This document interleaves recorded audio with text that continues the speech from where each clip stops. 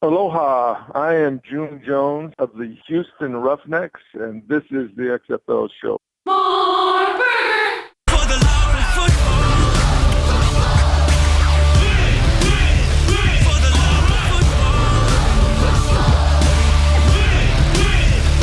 love of football.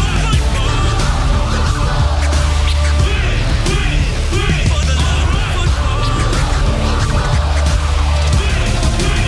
Let's go. If you smell what the XFL is cooking. Welcome, football fans. This is For the Love of Football. This is the road to 2020 or somewhere, and this is the XFL show. I'm Alan. And I'm Bryant. A blockbuster announcement this week revealed the XFL is entering negotiations with the CFL to discuss potential alignment and a partnership that could potentially change the sport forever. This is episode 161. This is the CFL show. I told you so, I think. What's going on? So I started my week kind of bummed, thinking that we weren't going to have much to talk about this week, Alan, because there was no Young Rock on. And then... What's Young Rock? Oh, don't even get me started with that. Totally forgot about the show with this news this week. Then I heard the news, and then all of a sudden I was like, oh, man, Alan is going to be hyped. This is Alan's podcast. I'm pretty much done. I'm not going to talk the rest of the show. And Alan, actually, I noticed you don't have your gimmick going, no sign in the back, so I thought I'd just make sure. This is not the CFL show. Well, it's not. It's still, this is the XFL show, but the CFL is now prevalent. And actually, I didn't need a sign because I got Canada now behind me right here, if you see on the globe. So that's all I needed this week. 9 out of 10 people don't know where Canada is on the map. That's not true. I don't know.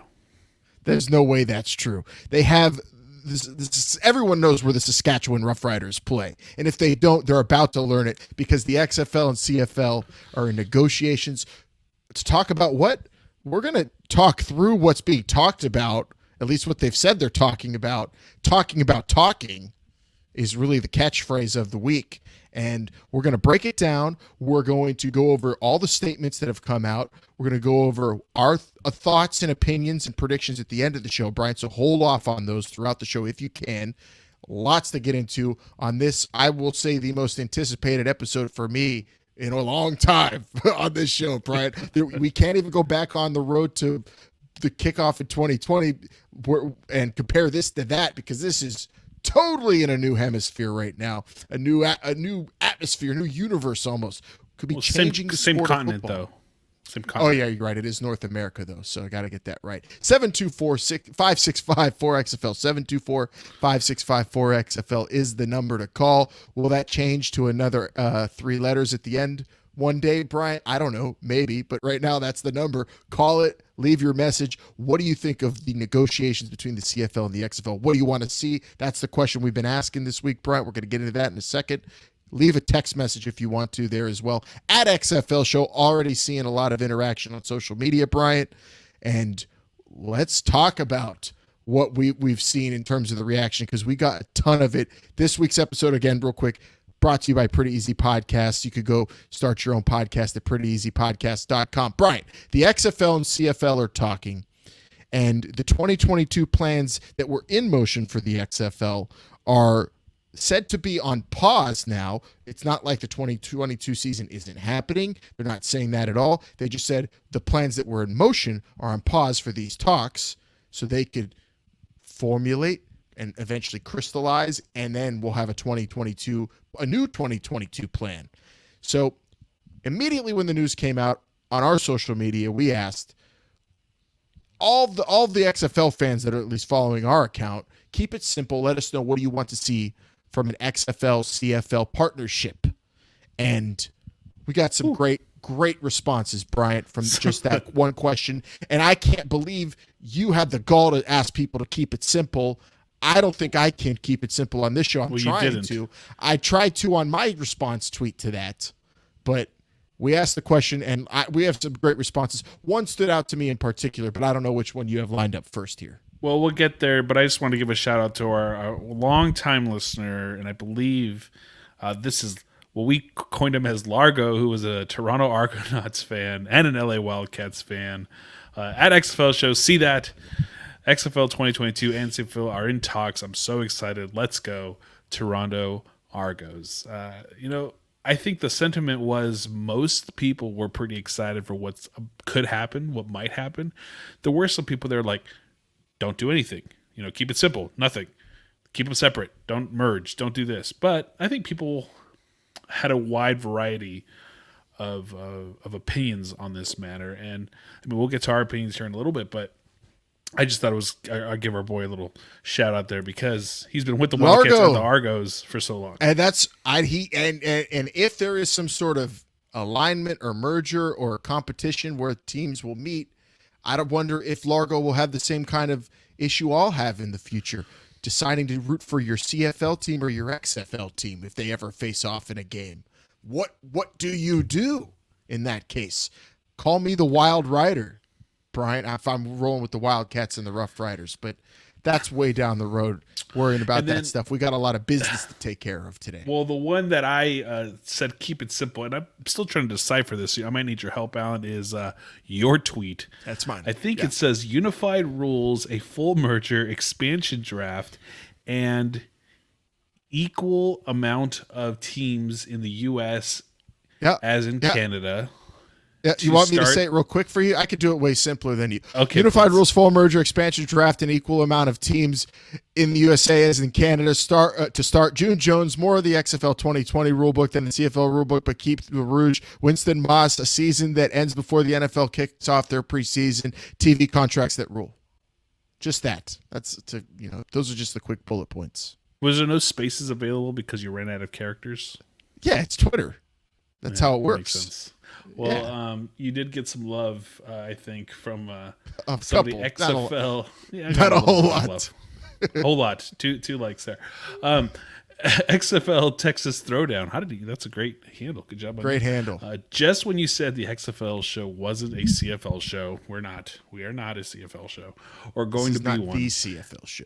XFL could be a CFL CFL show. That's true. XFL/CFL had other plans. Thank you, Alan, for getting me into the CFL and really looking at the game and getting me into the rules and stuff. Now I'm looking even more forward to this thanks to you. So, Brandon, hey man, my pleasure. And I'm in the same boat as Brandon. I heard other shows. I listened to some podcasts. I watched some games. I got into it myself. People got me hyped for it, and I fell into love with the CFL. And I'm glad to just have returned the favor to someone else. So pay it forward. And hopefully there's a lot of people that found that CFL love over the last few years that see this news and get excited about it. But, of course, there are going to be people who are skeptical. There are going to be people that downright don't like the idea of whatever this idea is, because we don't really know the idea right now, right? We don't know exactly what's being discussed, but the two leagues just making that announcement, just big time announcement, and getting people like Brandon and myself and even yourself excited because there are big possibilities. One thing is that you have to recognize is that the CFL, which I've been saying on this show for a long time, has players that you want in the XFL. And players that are good, players that are fun to watch. And, now there's a chance that a lot of those guys will be a part or in the XFL. Hey, save it. We'll talk about it. Right. I'm not giving my. Come on. I'm not. You are. I'm just. Come on. Save just throwing that out there. I'm not giving you my prediction. You have been wanting this show for 3 years. Let's be real. For 3.5 years that you started the XFL show, you've wanted this show that we're having right now. You've wanted this one. I've wanted the CFL the whole time. I want the CFL, and we're getting the CFL today. What the football? I want all the football. You might not want it. I want that Canadian football in my life. But yeah, it's really good reactions there. People reacting at XFL show. Brian, we have any more that we're going to pull up, or is that? Nothing we're going to pull up. But like I said, those are my faves. I just want to give a shout out to our friend Largo there. But again, a lot of interactions. Like I said, someone's tweet, the real J Todd said, "Do not merge."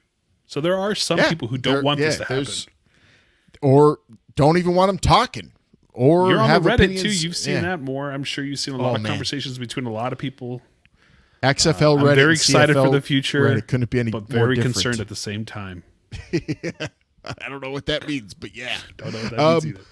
Real quick, dinking and dunking around here. That was our fun tweet for the week, but also so it doesn't get buried. We're not going to put it in the cover two or anything this week, but Bob Stoops signed with Fox to replace Urban Meyer on the Big Dude Kickoff in their college football coverage. So just want to put out there that the former Renegades coach is all but certain to not be coaching in the XFL in 2022 or the CFL or whatever league is playing that year, because it looks like he's going to be getting a whole lot of money to talk college football for Fox. More entertaining than Urban Meyer, for sure. I'll tell you that, but a bummer that he won't be a part. Well, he's going to bring a lot of focus and a lot of football. intensity, I'm sure, to Fox. He will be, but also I think a lot more entertainment and probably better one-liners than Urban Meyer. I mean, I can't even remember one thing Urban Meyer ever said on that show. All day long, great focus, great intensity. Can you? No, I was wondering what took you so long to play the drop. Wait, Alan, where are you? I just noticed you're somewhere. Are you in Canada? Did you move to Canada already? I'm in Regina. No, I'm in New York City right now. I'm in New York City, and this news is even people in New York are talking about it. It was on, I think it was in the New York Post even, getting some ink, this news. And that's what I don't think any of us. We're going to talk about later. This announcement, a lot of it was maybe to grab headlines, at least in some places, and get eyeballs on both leagues. So we'll talk about that here in a sec. So, but real quick, Bob Stoops to Fox, so won't be a part of this brand moving forward. I didn't think it would be. We did not. And other pretty big news, shout out to former XFL referee Maya Shaka, becoming the first black female referee in the NFL. Congratulations. Great official in the XFL. More diversity in the NFL now moving forward. Women are becoming referees. We had our first in Sarah Thomas in the Super Bowl, and the progress is being made there now year by year, and I expect a whole lot more. And now we have an XFL alum, kind of breaking ground there. So that's awesome to see. Cool news that we did not want to skip over with all this other big CFL talk, which CFL talking talk. It's talking about talking with the CFL, and we are going to go over it all now, Brian, as we get into the formal parts of the show. Let's line it up here. We're going to have all the statements for everybody that made by all parties, all of the current issues facing both leagues, where both leagues are at in terms of their season or non-seasons and financially and players and all that. And then at the end in the hot read, we'll assess it all. We'll have talked through all that formal stuff, and we will give our opinions and our predictions for what this might mean for the XFL. Going to hold off on opinions and predictions as long as we can. Also, I right now have no idea. I'll admit I have no idea exactly what this all means. But I'm getting an idea just by listening to everybody and listening to all parties and thinking about all the possibilities, which we're going to do here too. Let's throw some possibilities out there. You and I have not really talked about this. We talked a little bit about it with Vince because he was kind of intrigued, but you and I have not talked about this, so I'm interested to see what we have in store for this. Also, Alan, I know you never say, don't look at the length of our rundowns because that doesn't really mean anything. For some reason, I feel like this length of rundown means a lot for this episode. There's a lot to get to.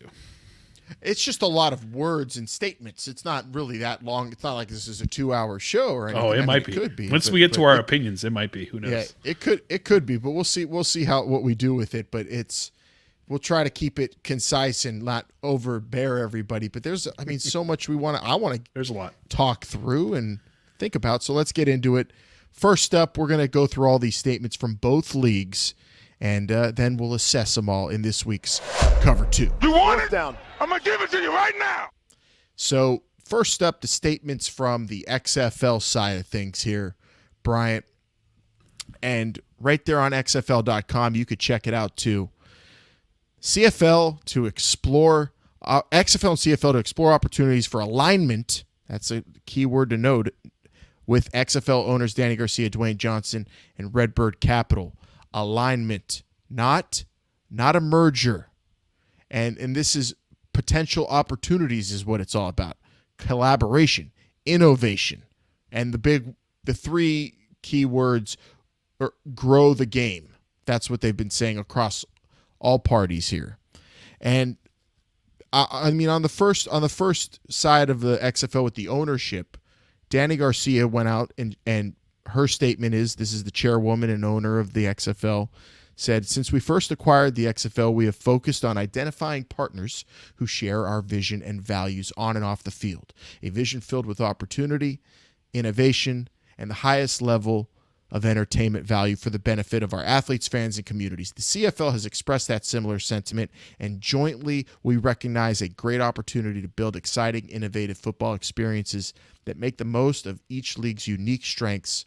I look forward to our continued discussions, and we will update the sports community as we have more to share. Now, just stopping real quick on Danny Garcia, Bryant, a quick told you so from her, right? She told us, expect innovative, different types of ways of approaching this 2022 season. I can't think of a more innovative, different type of approach from kickoff to in 2020 than this. A conversation, an open conversation, transparency with the CFL. We've been waiting for transparency. We're getting it right here. Transparency has been key, I think, with Danny Garcia and company, especially because it's been so quiet for so long. I don't think we've really received any type of news from them since the beginning of the year. There might be tidbits here, but this one was gripping, and they're going to be upfront about it. And I think the main reason about being upfront of it is to let people know that, hey, we are trying to do something to make football better, to make our football better. Is it something you need to make better? No. If you're the NFL, do you sit back and be like, hey, what can we do to make this better? No, you don't do that. You're the NFL. You would go make billions and billions of dollars on TV contracts. You're fine. But if you're the XFL and in this case the CFL, transparency, and you look for ways to be better. And that's what Danny Garcia said from the beginning, and that's what she's saying here. And you have to think from the XFL side of things, Danny Garcia, a prudent business person like her, and then you have the Rock's history with the CFL we'll get into, but seeing the players like I've been talking about in the CFL, a person like Danny Garcia sees that and says, wait, why go into this new ownership and this new season in 2022 and do things how they were doing it in 2022? It was really painstaking, the recruiting process. Let's not, mince words about that. It's a very huge task, very, very tough thing to do. Assess talent, acquire talent. And in this route they're taking, it seems like they're trying to open up an opportunity to maybe making that a little less painful. I don't know. I'm just spitballing here, but what do you think from Danny Garcia's perspective a conversation with the CFL means? Bringing the business side, the innovation side, and doing things and thinking outside the box, because that's what I'm thinking. I think she sees the players first and foremost in the CFL as a great way to get solid talent into the XFL in a way not easier but smarter fashion than they did in 2020, 2020. Yeah, well, the XFL for the 2020 launch or the kickoff was very meticulous about how they gained players, right? They spent a lot of time. They did what they had to do to get the right players that weren't already playing football somewhere else. So maybe Danny Garcia and company saw other opportunities, this being it. I think personally, and this is just my opinion, I think it would have irked Danny Garcia to not reach out to, or not have, I don't know if she reached out. Let me take that back. I don't know if she reached out, but to not have to have this opportunity to talk to the CFL and not do it would have irked her, would have irked The Rock. It would have probably even irked Redbird Capital to not even explore this option. I think that's where this all stems from is, what can we do? What if we work with the NFL? Probably not. What if we work at the CFL? And all these light bulbs start going off, and you just kind of take it from there. I don't think they have it. Maybe they have expectations, obviously, but do they truly think anything's going to come out of all this? I don't know. So I think we both could agree. When Danny Garcia months ago I forget which article it was, she interviewed with Forbes and a couple other publications saying expect thinking outside the box, different strategies. Does this fulfill that? I think for me it does. I don't know about you, but this different is audiences too. Remember, she said that we all explored women. Audiences. We did say like she's gonna, and that's kind of what it was leading to, right? Women. How do we cater to women? This is global. Now this is kind of expanding your reach, global, like you say right behind you, global. And I gotta Where in say, the world really, is Danny Garcia? and I have to say, I'm really excited too, because now you and I, we were watching the Football Americano League in Mexico, Yeah. watching it on YouTube and saying, "Damn, how entertaining this is!" And this is an international move. This is going into those places where football's being played that maybe audiences in this country aren't really thinking about, when there's plenty of fun to be had for the sport and growth to be had. And this is, I think, a tremendous idea. And Danny Garcia being the chairwoman and the owner and quarterbacking this thing, killing it, if you ask me, in making sure that this not only is happening, the actual conversations, but making it public that the conversations are happening, is very smart. And obviously, you get all the attention. And then The Rock goes out and he's putting out impassioned Instagram posts out there with tweets. And oh my goodness, if you saw this, The Rock, I think it's BC Lions jersey he's got on there. And this, I mean, heartfelt, on the day of the announcement, puts this out. The CFL changed my life. When you have nothing, you're scratching and clawing for everything you can. Get all the spirit, making your football dreams come true. I want to cut this like a Rock promo, but I'm not gonna just destroy the cadence and all that. But I don't need to read the whole thing. But The Rock gets into this, Bryant, talking about, obviously, dreams coming true. What everyone knows his CFL story, and if you don't, the real quick synopsis: The Rock, playing at the U, had to settle for playing in the CFL. He says he wanted to play in the NFL, but he couldn't make it, so he went to the CFL, and he couldn't cut it there. It just didn't work out there.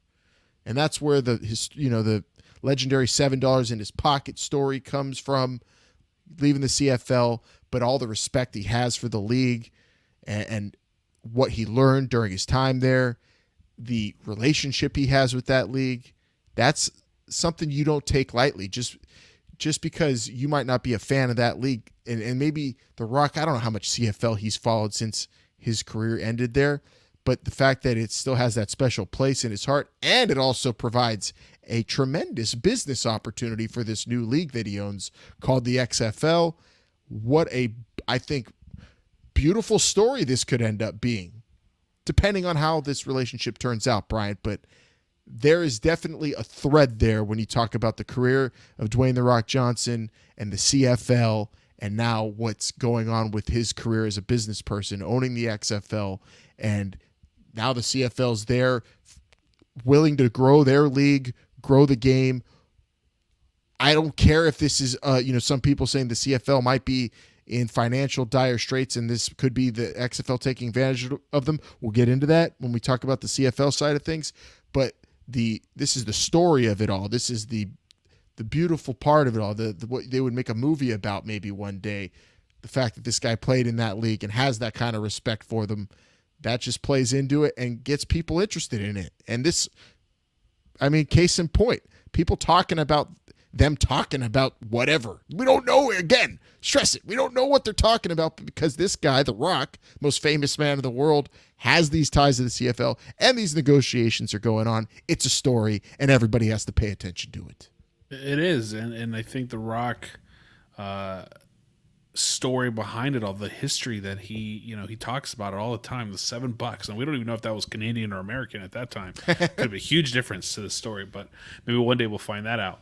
But either way, The Rock kind of, you talk about that, started from the bottom, and now we're here, like, kind of thing. Like, that's where The Rock is, and to see all this unfold, the passion that he has for the CFL. You're right. Maybe, we don't know how much he's watched it or paid attention to it since his departure, but he's The Rock. He also has a million other things going on.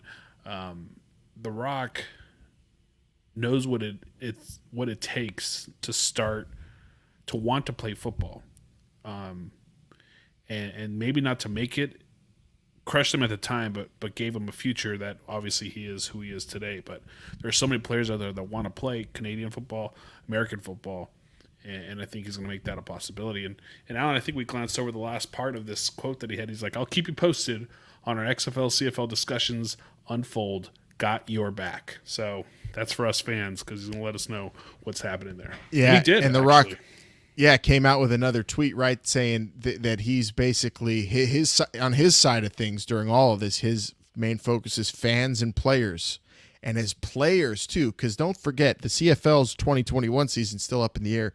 A lot of players are concerned about that, and I feel like if I'm a CFL player right now, and this might take my attention towards, oh no, is this league in trouble? I could see that why some players in the CFL might think that, but then you see it's a guy like Dwayne Johnson.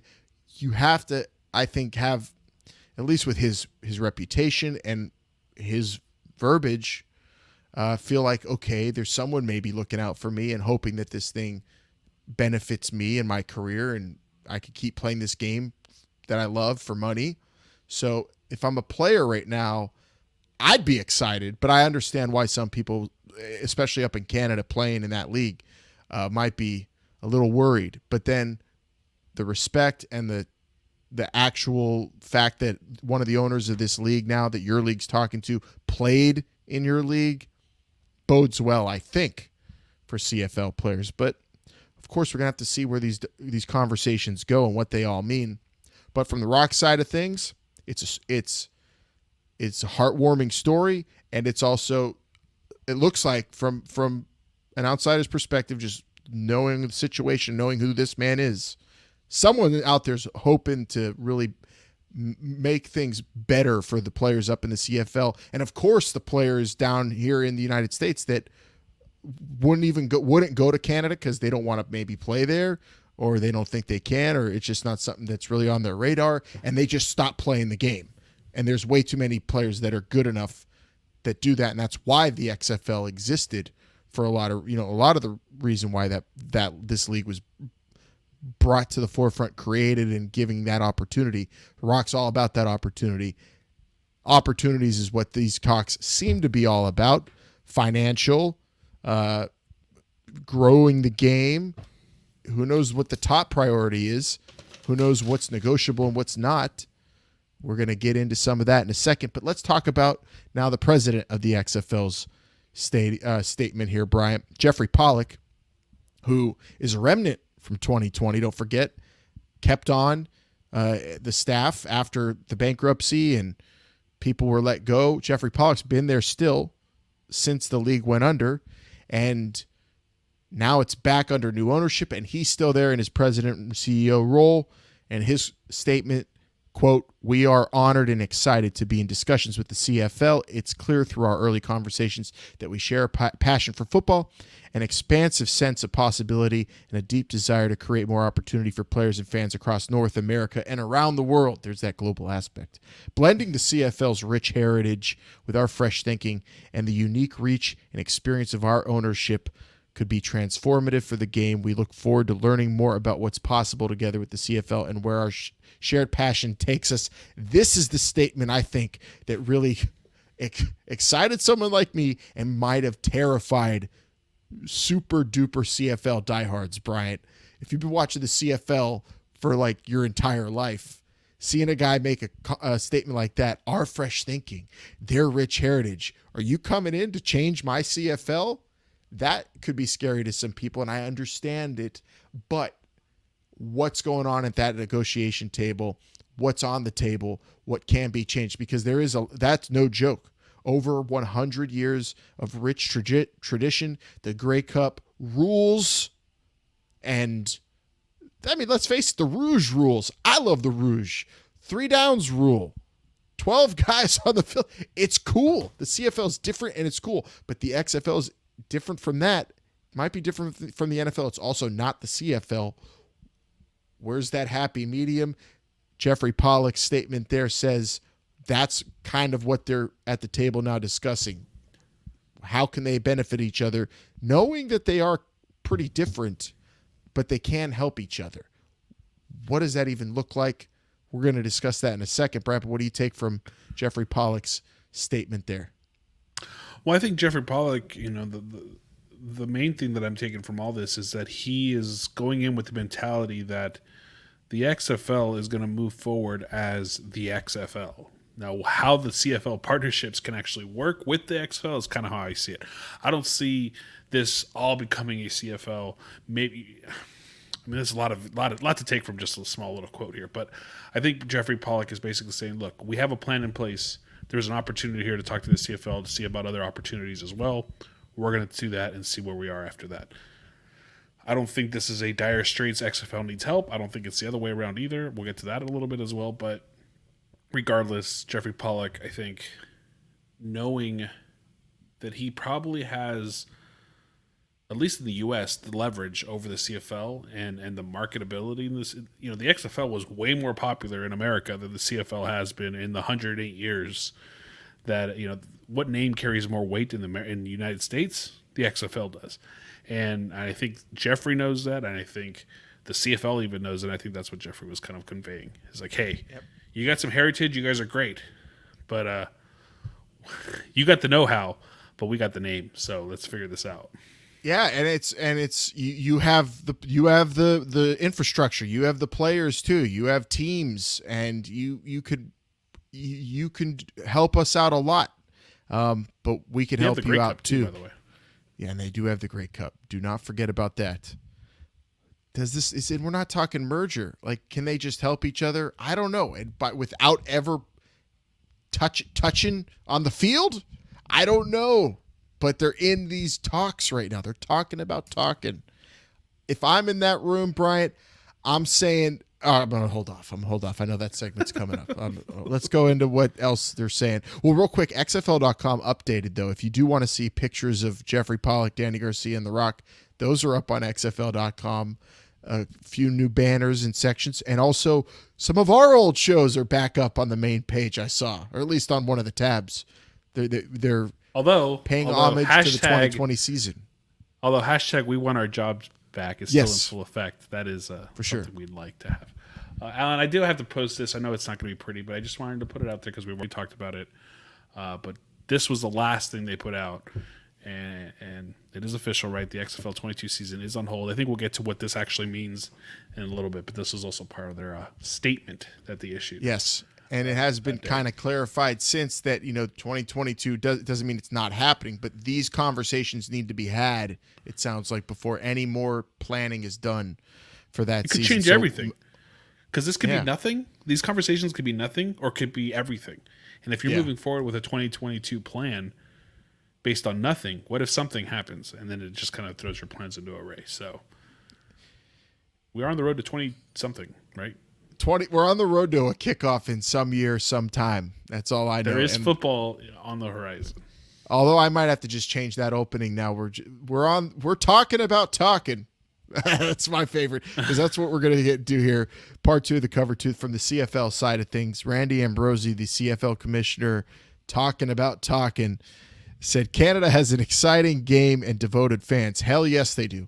And our discussion with the XFL provides a tremendous opportunity to build on that strong foundation. We look forward to exploring how we might work with one of the most innovative sports brands in the world to grow the game, engage fans in new ways, and reach new audiences. I like the respect he's showing the XFL there with that statement. We look forward to seeing what possibilities our discussions might uncover and to sharing those with our fans as the process unfolds. Mad respect to the XFL there from the CFL commissioner, calling it one of the most innovative sports brands in the world, and it is and has been since 2001. Can't forget about it. 2001 matters. But Randy Ambrosie was also on the 3 Down Nation podcast, Bryant, and I listened to that conversation, and he basically said some cold hard facts about what's going on at those negotiation tables. He laid it out there. He's super transparent. Wow. I know this is a commissioner that, had to cancel a season, and he's loved by some, hated by some, but being transparent about these talks, I appreciate it at least. He said there are no expectations really going into this because they don't want to set them, and except that the talks will take them to a better place, whether that results in actual partnerships or what, even just having the knowledge, sharing good practices will make them a better league, each of them a better league. So talking about talking, was what he was saying with these announcements that the announcements are what they're saying is that's talking about talking. They're talking to us fans about their talking together. They're being transparent. I'm so thankful for that, Brian. I would be kind of upset if we didn't know about these conversations because, like we said, the road to 2020 was full of transparency. Haven't heard news in a while, and we did get this news, the talking about talking. That's what it's all about. That's what the XFL to me is all about these days. Transparency, and we're finally getting some on this road to 20-something. Yeah, so I think we're going to have to talk about whether or not they were starting conversations now or have these conversations have already been had before this. We'll get to that here in a little bit. But, yeah, the commissioner, Randy Ambrosi, saying basically, hey, we respect them. Whoever called who, and I'm not going to speculate on who called who first, who swiped right first, and then who, I'm not going to speculate on that. But obviously they were both listening and they both want to talk. And I think that's all this is now. Ambrosi doesn't give me the sense that he's like, we need this, right? I know there's a lot of speculation out there that the CFL is in dire straits for this season, for whatever the case may be. It doesn't sound like any of that stuff. He is a little honest. He said flat out, not a sense of desperation. This is not being done out of a sense of desperation for the CFL. That league lost, I think, around $80 million in 2020, last I read. And they canceled that season. They don't know if 2021's happening. That we're 10 weeks out, I think, from their training camp supposed to happen. So that's understandable why someone would say, okay, Randy, are you doing this because the league needs money? They need attention. They need something to help them have this season go down. And that might be the case. But he said they're not desperate. Now, is he just putting up a tough front there? I don't know. Well, desperate's relative. Yeah, exactly. Desperate's a relative term, right? You could not be desperate for this because you also plan on not playing if this doesn't happen. That's just, we need to play. But if they've come to the decision that, hey, we're probably not going to play this year unless something happens. We'll see what happens. And then they come on call and we're like, okay, well, let's see. Maybe they'll save the season. We're not desperate to make a deal that's going to be, hey, Rock, we'll sell you all the teams for $100 million American. No, that's not going to happen, right? That's desperation. But if the XFL comes a calling, you listen, whether you're desperate or not. And exactly. I think that's what I'm saying. Desperate's relative. It's a very drastic word. And and then that gets me to speculating so many different questions. Like, okay, let's go down. Which road are we going down? And then what questions do we ask? So, okay, we go down the desperation road. And what your desperation means is this league needs the money. They need to merge or do something with the XFL desperately to survive. So the BC Lions could live it to play another game. So the Stampeders can play another game in Calgary. The CFL has to do business with the XFL. If that means totally changing the rule book, totally merging with the XFL, and even maybe getting rid of the CFL acronym. But your teams get to stay, CFL fan. Would you take that deal? Randy Ambrosi might be the guy at the table right now trying to make that deal so your team could survive and play another down of maybe not 3-down football. Here's the case. Is the alternate I'm not going to have CFL anymore? It could be because you don't have two seasons in a row. I'll change my rules. I want my team. I don't know. Is that a death nail? Or is the CFL going to have a 2021 season and they're going to mosey on down the road and just keep doing their thing but never really growing outside of their, let's face it, niche market on a global scale. They've always talked about they've tried to expand to the U.S. before, but they still talk these days about trying to be a bigger and better league. They have these relationships with, you even send me, they have a combine with Italian players and players from Mexico and Japan. This is a league that's trying to expand in different ways, and this is a really exciting way to expand, but at what cost is what a lot of CFL fans I saw online were asking this week. And you have Randy Ambrosi there, a guy who I think, from what I've read, might be using a Roger Goodell playbook sometimes, who will do whatever it takes to make money and expand his league, financially and holds on to. I'm sure he has a relationship with Roger Goodell in some capacity. They're commissioners of major professional sports leagues. They've crossed paths. I can only imagine what kind of advice Randy Ambrosi has sought from Roger Goodell. And if he ever has, I assume the advice Roger Goodell gave him was grow the league and make the biggest possible moves you could do to get as much money as possible and get as many people watching your game as possible. Because that's what we do. That's what I do. Every single thing I do, I get networks that double up. I double the price on them after a deal ends. That's what you got to do as a commissioner. Please your ownership. Grow your game. Growing your game for the CFL means something different. Maybe some sacrifices. Maybe. What sacrifices would the XFL have to make? We'll discuss that in just a moment. Yeah, the reactions on the CFL side. I am very concerned for Canadian football fans and players in a fragile state. Who knows if they get to continue to play? And the CFL Players Association seems to be okay with and cool with these conversations going on. We've heard some statements from membership of the CFLPA, including quarterback Mike Riley of the BC Lions, who's gone out there and said, whatever helps grow our league and guarantees that we're going to be playing, I think is what most players are worried about.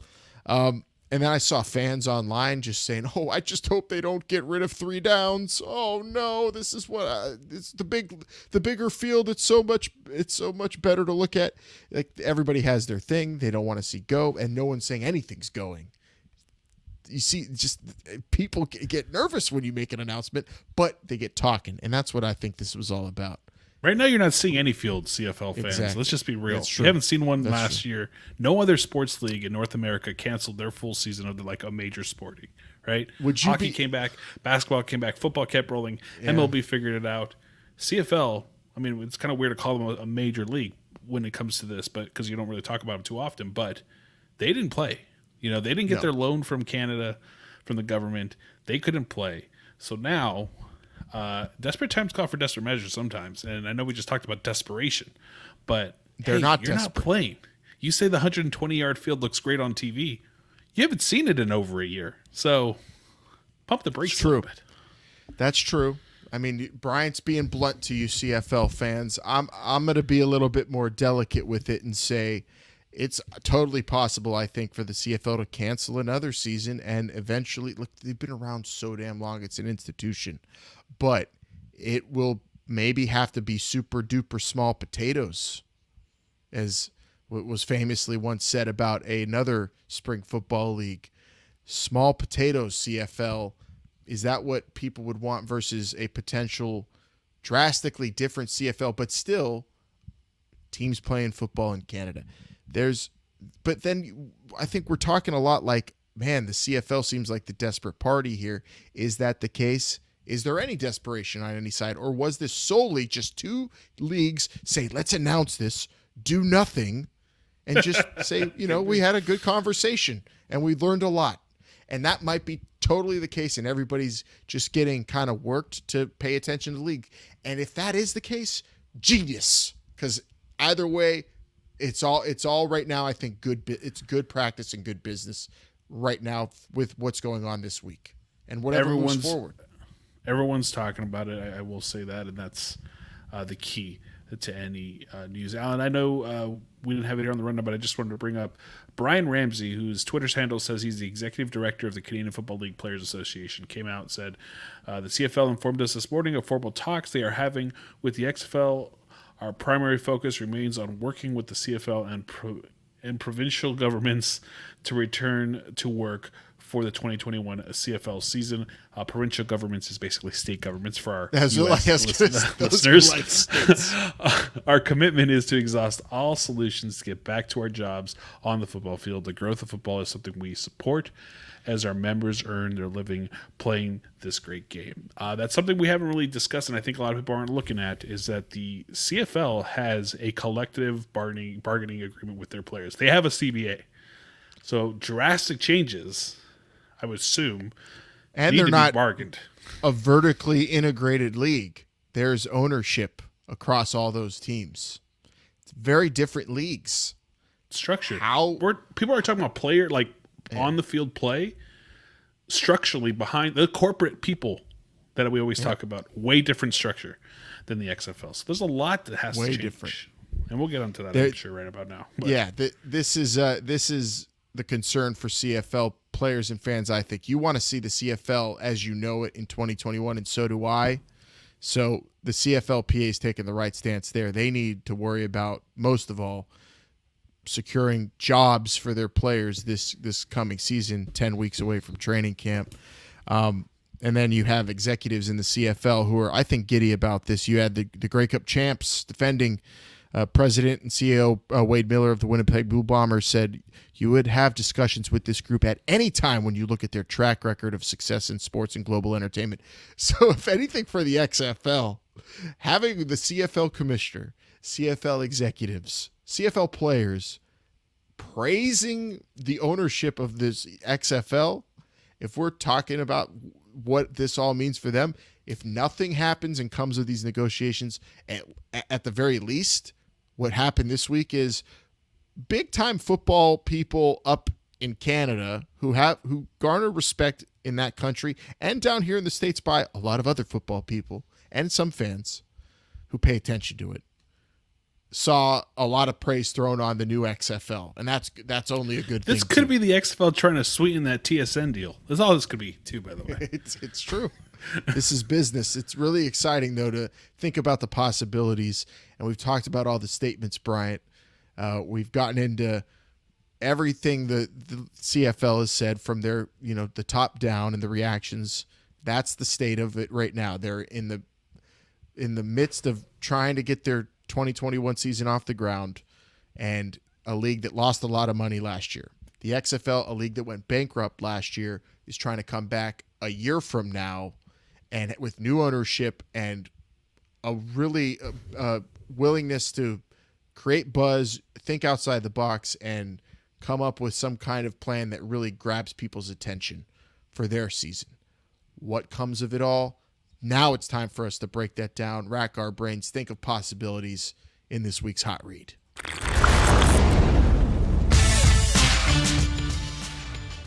Okay, so I think first, Wait, Brian, Alan, we'll start. I'm looking for my tinfoil hat. I feel like that would be very appropriate for this section. from where I left it. It's not tinfoil hat. It's, I think, all the stuff we're going to talk about now, and not all of it, but at least most of it, is at least being written on a board in some boardroom or actually discussed amongst all the key players in these negotiations. We got them. Ha ha.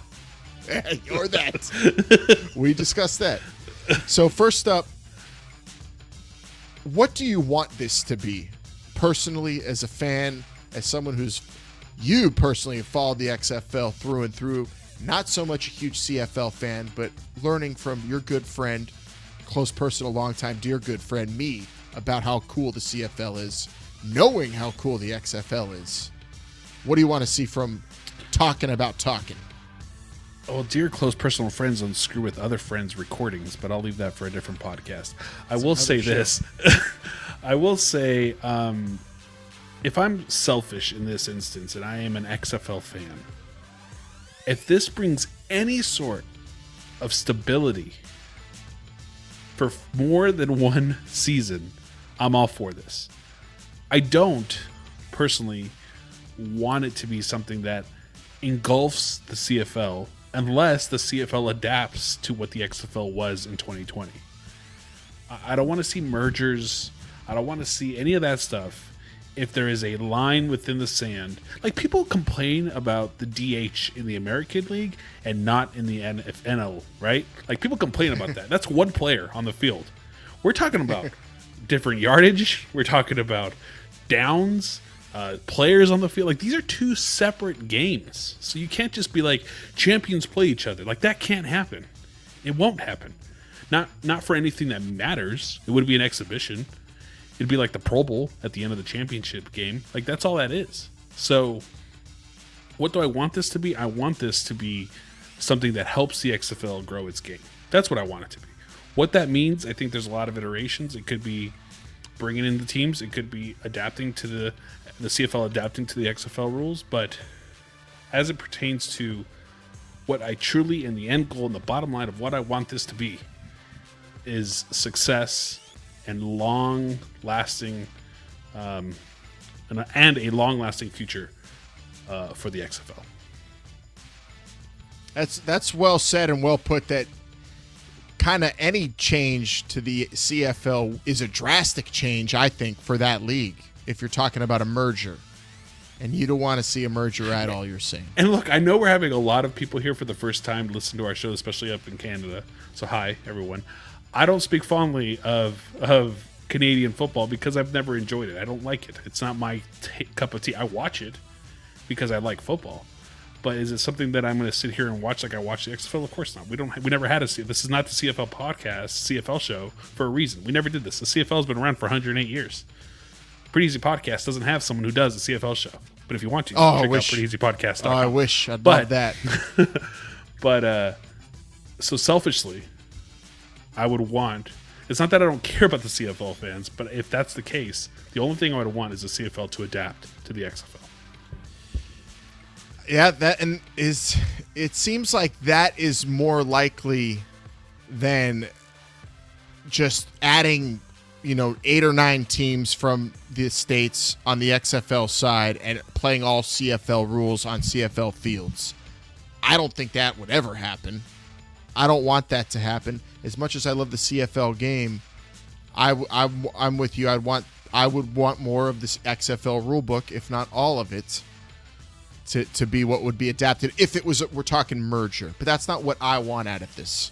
I don't think we need to see a merger. I think Canada has a great thing going. They have their thing, and I don't want to change that for anybody. What I want to see is an alignment, as they put it, or what I would call it is sharing. Sharing is caring.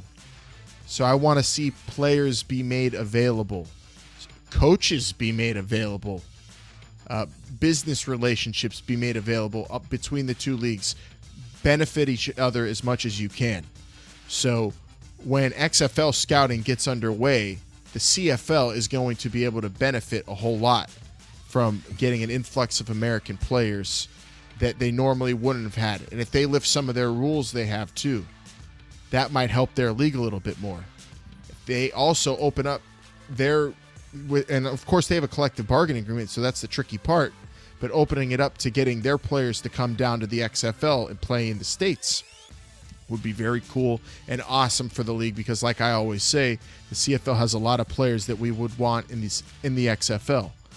So sharing resources too. Sharing resources in terms of scouting, in terms of having teams maybe have a sister team in the CFL and totally separate seasons that barely don't overlap or barely do at all.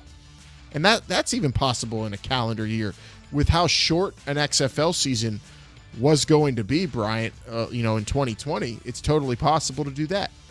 So I think what I want to see out of this is just sharing of resources and ideas. I don't expect the CFL to adapt their rule book or their field. That seems like Well, it's not what we expect. What do you order. want? Yeah. Tell us what you want. Yeah. We'll get to what we expect here in a little bit. I don't want that either. I don't want to see them have to change their game, because it's, like you said, basically two different sports.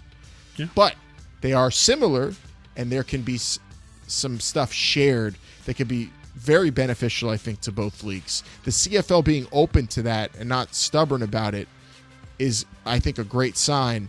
Is it a result of them missing their 2020 season? Maybe. But it benefits the XFL, and that's what I'm all about. Do you think it's a possibility that maybe this all stemmed from that tweet a couple weeks ago where the Edmonton football team sent out those 7 names that were their finalists, and someone at the XFL headquarters was like, hey, Randy Ambrosi, how you doing, man? Hey, what if it was the Edmonton Enforcers?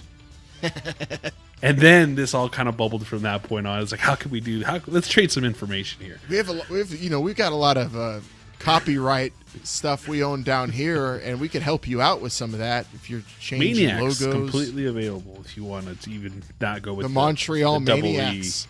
I don't think See? Alouettes fans will be happy Hamilton. about that. Does Hamilton have a football team?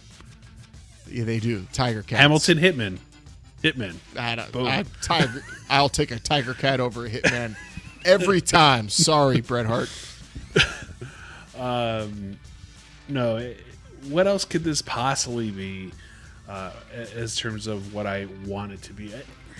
The CFL, there's something to it, right? 108 years. But there's also something to not being sustainable here in America. We've had a couple teams. I think there was like a New York team. There's a really Louisiana. southern team. Yeah, I was gonna say there's like a team way down there, wasn't there? It didn't work. Someone could say spring football didn't work either, and that's where we are with today with all these spring leagues. But regardless, I think it's a time for the XFL to expand its reach in Canada. And perhaps, whether that be with the CFL or not, at least what they're doing now is getting their name out there in a part of the world that it pretty much wasn't really focused on before. Yep, and this is the part where I really want. I'm fighting, just thinking about all the different ideas and possibilities, because I could go into imagine the CFL totally changing it up and just becoming the XFL, but keeping their teams and merging. I don't want to talk. Maybe the next episode. What we need to focus on now is what we expect based off of what we've talked about. All the information we've been given this week from both leagues, all the statements made by everybody, even outside of the league or, down the totem pole from ownership to players and then fans and then the media. And now we get our turn here. Bryant, what do you expect out of all this? What's your official prediction for the talking between the CFL and the XFL? We got them. Ha ha. No, I do expect something to come out of this, some sort of substance. I think something that we haven't really mentioned or hasn't been talked about, and I don't know if it's still the case, but I think it is American players in their first year in the CFL have to sign a 2-year contract. That kind of puts the XFL in a bind when it comes to anybody who wants to play football up in Canada if they have to sign for 2 years. So maybe something like that kind of gets players out of that part of their deal might help. It's got to be just a working agreement. I think that's what comes out of this. I don't know if there's a merger. There might be support from each league. Do players? You actually think players are going to cross brands and go into the CFL and the XFL? I guess. I mean, the minimum salary for a CFL player, I think, is $65,000 a year. So, and I make a joke about it all the time, but I don't know if that's Canadian or American. So that's the minimum salary. XFL was offering about the same for players in 2020. So hey, if a player wants to make $120,000 in the year and play in 2 seasons and get their name out there, maybe they do play in both. Maybe that's what the XFL and CFL do. I gotta say, weeks ago we were talking about how a lot of this is seeming to kind of look a lot like how European football is, with crossing borders and sharing players and loans. So that's what I'm expecting out of this, is not ownership, but loanership, sharing of business practices. Today, the LA Wildcats paid the Hamilton Tiger Cats $200 million in a transfer fee for whoever. Exactly. Or maybe we see, I kind of expect a pairing of maybe teams to in the XFL to a CFL team, and that's where maybe some sharing and back and forth goes. And also, that all can sweeten the deal for the XFL maybe to be on television in Canada, and that might also help them out in that regard. So I expect what I'm hoping for, and that's sharing of assets and ideas. Now, is it necessary? I think it's not. I'm not going to say necessary. I'm liking Randy Ambrosi right now. It's not out of desperation. The XFL doesn't need CFL players, but damn it, there's really good talent there, and to have them play in the XFL would be very beneficial and way less of a headache and stress in terms of finding the ways to fill the rosters for 2022. If you imagine that 2019 draft we were at, Brian, if there was some sort of funnel from the CFL to the XFL that was an easy back and forth between the leagues with the Underground relationship. tunnel between BC and Seattle. If there was some sort of way to share those players instead of the Herculean efforts of guys like Eric Galco, who went out there scouting every player not in the CFL that was in the States and trying to get them to play in the XFL, negotiating with all those different players and convincing them and getting them to believe in the league and then jump at the opportunity.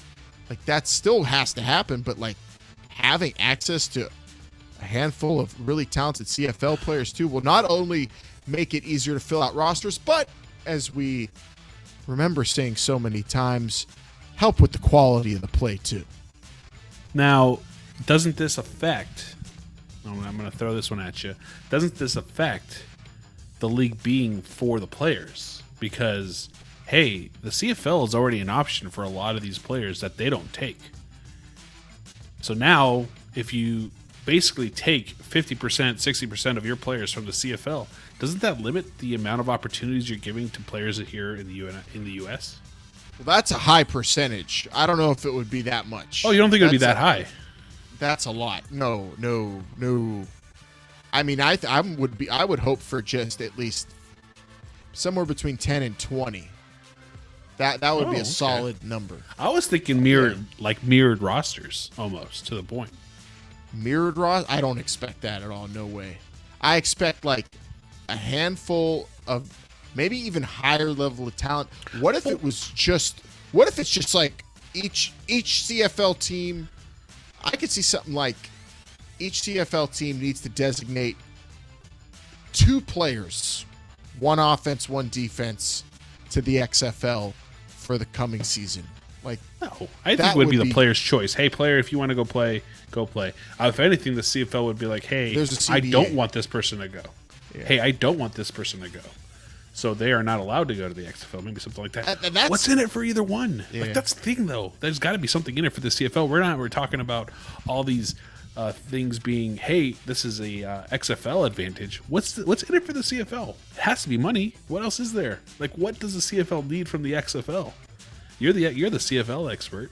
Well, marketing, Dwayne "The Rock" Johnson behind the CFL full force. Like imagine those kinds of tweets and the promotion he could. I got the Argos +2 today, guys. What do you got? Yeah, I mean, just that the marketing and the talent behind the machine already that's in place, which is a skeleton team still. Hashtag we want our jobs back. There's a whole workforce still to be joining the XFL in the coming months, but just having the personalities they have in the ownership will be beneficial to the CFL, and not to mention Redbird Capital, Bryant. Redbird Capital and all the assets we've talked the last few weeks that they have and what they could push into a sports brand or in a sports entity, if you will, like the CFL. There's a lot for the CFL business-wise. But then there's that pesky CBA. How do you get all the players on board? How do you sweeten the pot for CFL players? What of them? That's going to be the trickiest thing, I think, at that table, which is why I don't expect a full merger. I expect lots of business sharing on the business end of it and limited sharing on the on-field end of it in terms of players and maybe even coaches or something like that. Could be totally wrong, though. Could be just talking about people talking right now, and that's all that it ever is. Could be, haha, we got you. I mean, Alan, let me ask you something here, because this goes way back. You and I are pretty big hockey fans, I think, right? You remember that unfortunate 2004-2005 lockout, our senior year in high school, where no hockey was being played. Do you know who Bain Capital Partners and Game Plan are? Bain Capital Partners and Game Plan. No, but they sound like they control a lot of assets, have a lot of money, hedge fund or something like that. Yeah, they basically are. They offered the league back then $3 billion. That's a lot of money for the NHL back then, for all 30 teams back then. Now, And the could league Redbird said Capital no. come in with a checkbook and say, hey, yeah, they said no, obviously. But could Redbird Capital come in with a check and say, hey, we'll give you X amount of dollars for all your teams? I mean, there's For so the many whole damn possibilities league? here. Yeah, there's so many possibilities here that the XFL can use from the CFL. My gut, my thought, here goes my gut again. Do I have it? Yes, I do. The CFL needs money. I think that's the only thing that would allow them to have this partnership. You're talking about marketability. That's money. They need more money. That's why this is happening. They need more exposure. I could throw out a bunch of old show names. Maximum exposure. Like that's what they need, right? From the league, from Redbird Capital. That's the only thing that because the CFL was fine. They were doing their thing. They were making their monies. Not a lot, but here they were doing fine. There was no conversations whatsoever that we heard of between the CFL and the XFL for 2020. So I'm not saying they're desperate. That's not what I'm saying. But that's the only thing I can gotta say, that the CFL needs from the XFL. You tell me that we got a lot more Canadian viewers and listeners this week on the show, and I love them, and I love the CFL. But then you say something like that, like, "Hey, maybe Redbird Capital just buys the whole damn thing." And I don't want to upset anyone, but that kind of would be awesome. That would be. They just buy the CFL and make it the XFL, but then that can't happen. They're not going to get rid of those teams. They're not going to get rid of the. What are they going to do? Just keep. No, but then they don't have to couple worry teams about in making Canada. decisions that are so crazy. Like it's all their thing. It's all one thing. I'm not saying I think that's just way out of the realm of possibility. That just sounds crazy. But it could happen. People make those offers. awesome. It happened before when the NHL But also- didn't play a season. Randy Ambrosi would have to move from Canada if he is the man who sold. There's a lot of things. He CFL. could buy a private island, I'm sure, with the amount of money he would get out of that deal. He'd be fine. Somewhere nice and sunny. Because if that, in this hypothetical, if that happened, it wouldn't make sense for the XFL if they have, Redbird Capital buys the CFL. It wouldn't make sense to keep all their teams up there, just like any other American-run sports league. They might have United States sports league. They would maybe have a team or two in Canada. But why? In Toronto. No, that doesn't make any sense because the CFL has they're there. They're solidified there. They have fans that go to the games. Why would you? They They are just as many fans going to the game that the XFL did. I mean, there's That's nothing. true. That's true, but bigger markets still in the United States. I think if Vince were on this show, he would say, "Yeah, okay, you have a full You were crowd in 8 in markets. 6 of them struggled to draw fans. There's that's 5.5. So it's not like it's that simple. You can just pick. You don't have another St. Louis out here. Thankfully, we only have one. Yeah, I wouldn't want to do that to the CFL.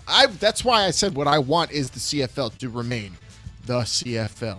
But I do want to see the CFL hook it up with some of what they got for the XFL. I think there can be sharing had a merger. What would that even look like? How that even happens? Like you said, different sports, different rules. You can't have a real kind of championship game that means anything. So that can't happen, can it? Is that being discussed? Real quick, last real guess.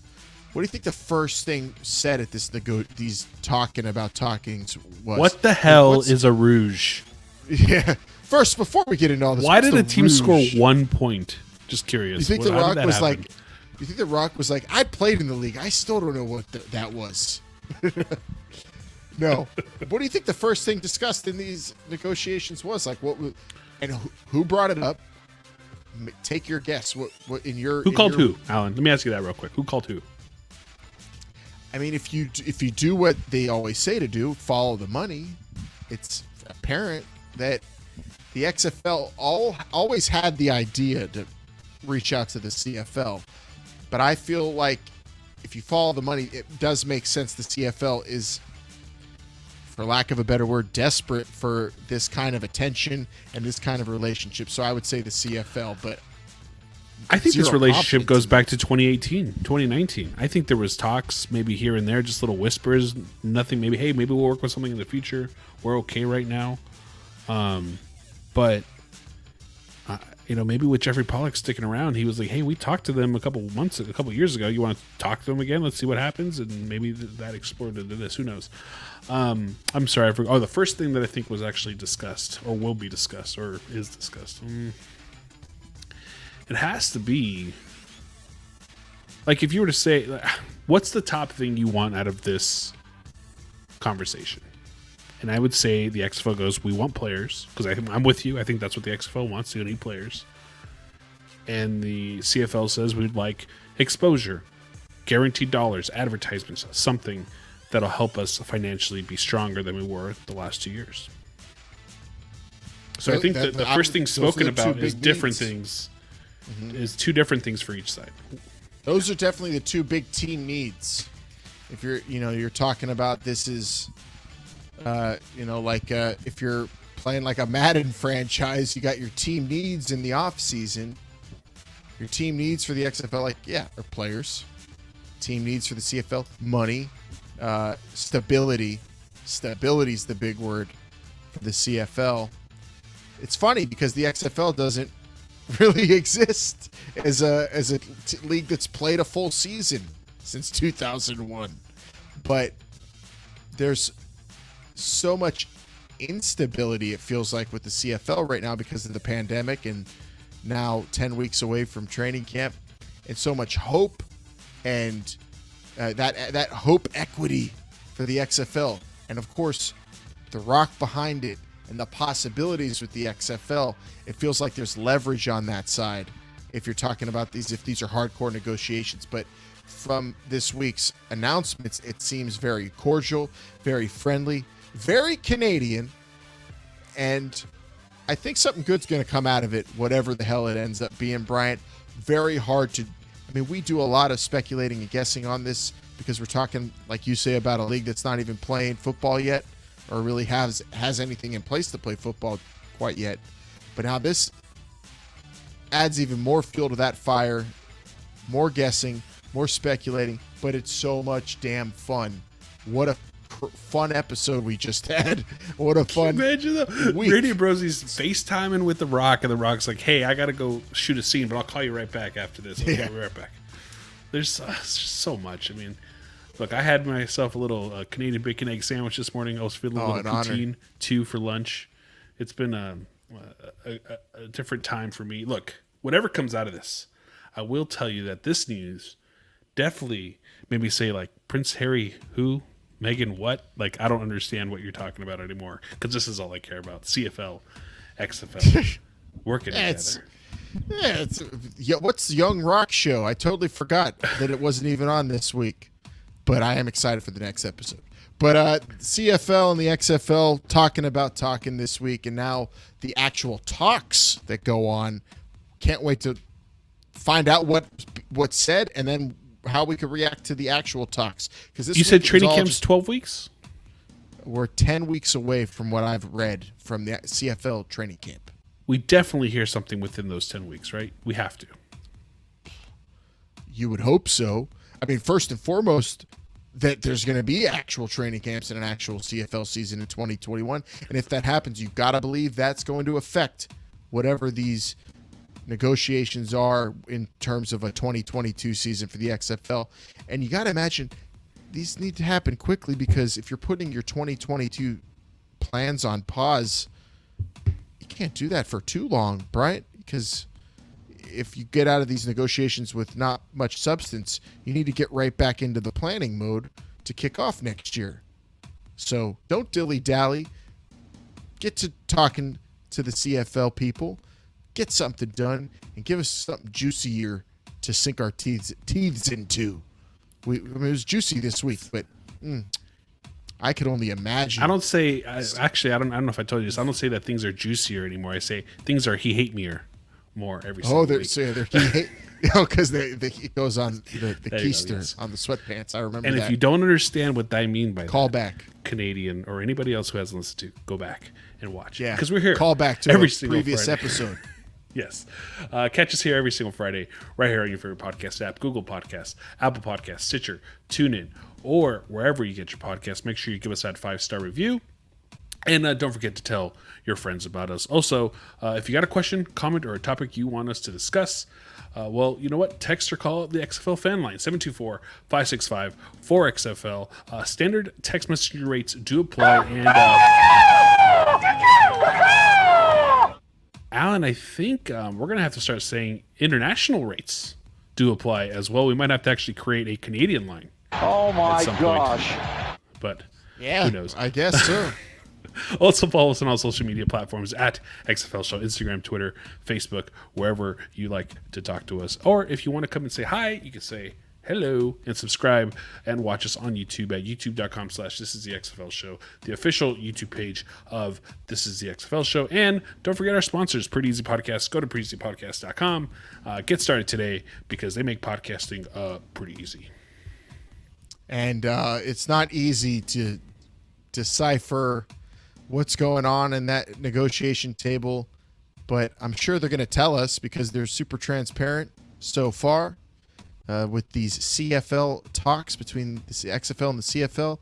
This is, again, repeat, not the CFL show, but maybe it's a CFL show moving forward. Could be. Maybe. Hopefully. I say. Brian, I don't know if he wants that. I don't know what he wants. Come out of this episode, all I know is I want that the Wildcats to play 10 games.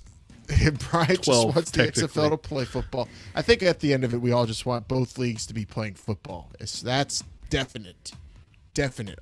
CFL fans and XFL fans can agree on that. And stay tuned. I'm going to be lurking on CFL Reddit and XFL Reddit, reading different responses. Kind of hilarious seeing how different they are, Bryant, so far this first week. Kind of hilarious just seeing instantly what people's minds go to when the leagues say we're going to discuss alignment and growing the game, and that people immediately go to merger, super duper North American Bowl, sharing players. Like everybody's in a different area code right now. I want to see the North CFL America. winners and the XFL winners in the Bourbon Bowl. Hell yeah, I could get behind that. Was it Mud Dogs? Get a Mud Dogs team in the new XFL? That's I would be down. The Montreal Mud Dogs. Oh, man. We're not changing a CFL team that's already exists. The Mud Dogs are going to play. Edmonton in, like, doesn't have a name, and Lafayette, I'm Louisiana. saying that the Edmonton Enforcers should be a thing. I would not be opposed to that, although I'm still partial to El Counts. That's what I'm voting for, what I voted for. So, all right. So, what a crazy week. What a crazy announcement this week. Very unexpected, but we expected the unexpected on this road to 2022, which is now the road to 20-something. And we're going to keep riding down this road into the great unknown. But, man, super exciting. Didn't think it could be any more mysterious, any more exciting, but it just got that this week. So stay tuned. Keep an eye out at XFL Show during the week. We're going to be talking about any news that comes out instantly there, of course, and then popping up with these shows each and every single week for you. And who knows, maybe I was damn close to asking Brian, let's just do this as a live show or instantly. Want to let it simmer. Take it all in, brother. Take it all Absorb in. the information. Might have to do a live show pretty soon, though, with some news that's probably going to be coming out, though. So big, exciting stuff here. Alan, can you make sure our YouTube page is visible in Canada, by the way? I don't know if there's like a setting. We got to make sure that we're internationally viewed. Okay, if you're in Canada, let us know if you have access to all of our stuff. I mean, I have access to Canada stuff. I listen to CFL podcasts and see them on YouTube, so hopefully you can check our show out if you're in Hamilton or Regina or wherever. And if you Wherever aren't, you get your let great us know. podcasts. Yeah, let us know at XFL Show. All I know is, damn it, I first place my mind went to was, oh, maybe one day we'll get to do a show in Regina. That's a dream of mine. Before a Rough Riders Can't game. play in February in Regina. I'm pretty sure about that either, by the way. Don't age well. Oh, football. This episode? Gods, this don't episode- age well. You don't want this Well, I one want to them to age already. well? Yeah. What if on Monday they come out with their agreement? Don't age well. Oh, okay. Well, I don't know if that's not age well. I think that's just like, let's not talk about. We don't want to have to speculate as much. I think that's what we. Sure, that's fine. I mean, I just want some concrete plans and partnership XFL, announcements. if you're listening, wait till Wednesday. Let this show simmer a little bit. Give us some time. Like Wednesday's perfect for announcements. Yeah, I like perfect, Wednesdays. because everyone listens to the show, and they can go back on XFL.com and check out all of our other old shows, apparently, that are still up there, seasons in review and stuff. So Our last episode was really good, by the way. it was. Might have to go back and listen to it myself just to give myself some critiquing as we go into this with this new global audience, Canada and all of North America. I think we got some new Mexican listeners and viewers from our Football Americano League talk the other week, Brian. So we're growing globally here too. Oh, Oh, Wildcats. Canada. Well, that too. We appreciate your football, and we'll be talking to you next week. Stay tuned, everybody. Thanks for watching and listening. For Bryant, I'm Alan. This is not the CFL show yet. This is the XFL show. Remember, they're listening.